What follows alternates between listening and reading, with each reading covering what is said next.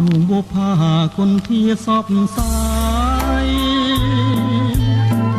តែរីកនៅឆ្ងាយឆ្ងាយពីហាត់ថា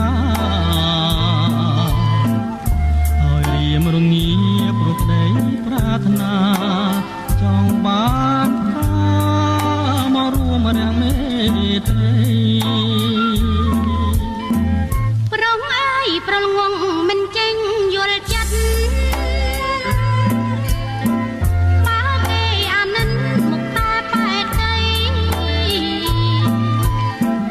មិនได้ធ្វើមិនដឹងខ្ញុំទងរីរៃជឿចោលថ្លៃថាខ្ញុំព្រមស្នេហាអូ